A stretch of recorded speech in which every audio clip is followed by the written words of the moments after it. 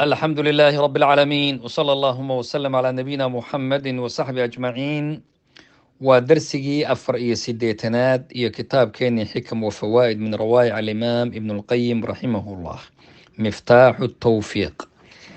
هل كان الشيخ وحكشيغ يا حكمه عوان لوغا دغاي توفيق ذا إلهي أكوافجنت ربي فرهيض وامحي.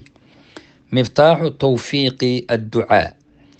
توفيق إن قفك وحلا وافجيو فرهاد ودعو iyo waliftaqaaru ila Allah baahi ilaahi subxaanahu wa tacaala xaggiisa inuu qofku muujiyo inuu alle u baahaya wa calaa qadri niyati alcabdi addoonka marba inta niyadiisu qadarkeedu uu yahay iyo wa himadiisu inta ay tahay yakuunu tawfiiqu llahi lahu wa icaanatuhu yaa waxaa noqonaya ilaahay waafajintiisa.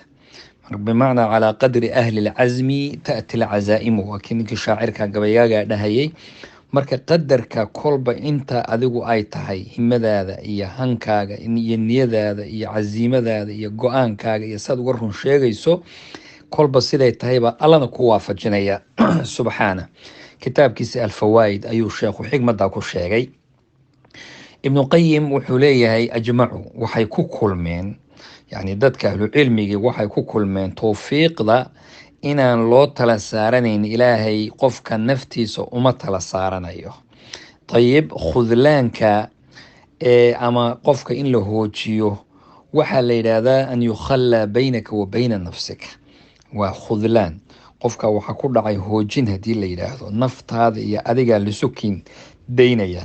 fa idha kana kullu khayrin hadii hadaba khayr oo dhan asalkiisu uu yahay tawfiiq khayr oo dhan asalkiisu waa tawfiiq wa huwa biyadi illaahi tawfiiqdaasina ilaahay gacantiisa ay ku jirto laa biyadi alcabdi addoon gacanta ayna ku jirin fa miftaaxuhu adducaa haddaba furihiisu waa duca wey. faman ucطiya ama mataa ucطiya alcabdu hada almiftaax qofka markii la siiyo furaha haddaba furahaasina waa maxay waa duco. haddii furaha lagu ogolaado faqad araada allahu an yaftaxa lahu hadalka aada u dhageyso. haddii ilaahay kuu ogolaado furaha ee tawfiiqda iyo waafajinta inuu ku siiyo rabbi wuxuu rabaa inuu kuu furee ogow in laguu furaa rabaa. wamataa adalahu hada almiftaax haddii furahaasi kaa dhumana baqiya baabu lkhayri muglaqan duunahu albaabka khayrku waa kaa xidhan yahay ogow. arrintaasi waxay muujinaysaa ducadu. haddaad arto qof ducaysanaya oo gacmaha kor u taagaya oo allah baryaya oo awqaadda ay weliba ducada lasii ajiibay ilaahay uu soo baryo oo u soo kacayo barya haddaad aragto bimacnaa rabbi baa wuxuu rabaa inuu qofka albaabka u furo. furihii wuu wataa ruuxaasi waa maxay waa ducada. haddaba furaha haddii lagu siiyo wuu kuu furaya. haddii hadda guri dadka safarada gala mithaal aan usoo qaadno si wax la fahmayo dadkan safra aada u safraa hotel baad caawa kareysatoo degtay. hotelka markaad timaado qeybta hoose receptionka markaad timaado ayaad furihii qolkaaga ka qaadanaysaa.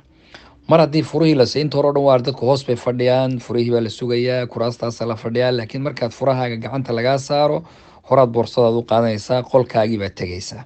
marka fura haddii lagu siiyo micnaheedu ku furo wey ducada weeye ogow furuhuna. haddaba saadatlculamaa waa masale kale ama iyaduna macluumo kale.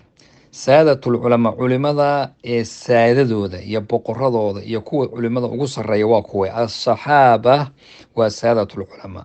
saxaabatu rasuulillaahi waa culimada hormoodkooda weeye. wa kullu cilmin naaficin fi lumma cilmi kasta oo naafic oo waxtaro ummadda dhexdeeda lagu hayo fa huwa mustanbatun min kalaamihim waxaa laga soo qaatay hadalkoodii wama'khuudun canhum iyaga ayaa laga soo qaatay. marka kamaa ana asaxaaba siday u yihiin saadat alumma asxaabu rasuulillahi say ummadda saadadeeda iyo hormoodkeeda ugu yihiin aimadooda iyo qaadadooda bay mutaqiin inay ugu yihiin. haddaba Layth baa wuxuu yiri imaamka la yiraahdo can Mujaahid alculamaa wa asxaabu Muhammad culimada la sheegay waa Muhammad asxaabtiisa wey. سعيدنا وحي عن قتادة في قوله تعالى سوى فسريا ويرى الذين أوتوا العلم الذي أنزل إليك من ربك هو الحق آيات فسريي يقول وأصحاب محمد تذكر لك الله يرى الذين يعني كل وحي أركان أوتوا العلم علم اللي قسيه الذي أنزل إليك كان لو وسود جاي من ربك هو الحق إنه حقي هاي كان كو أركي يعني مركوا كوي وحكوف السري أصحاب محمد ونبي الله محمد هي أصحاب تيسوي هذا سادة العلماء وأصحاب محمد إلهنا سبحانه وتعالى مالهي نردجي أولئك الذين أنعم الله عليهم من النبيين والصديقين والشهداء والصالحين وحسن أولئك رفيقا وجزاكم الله خير وبارك الله فيكم.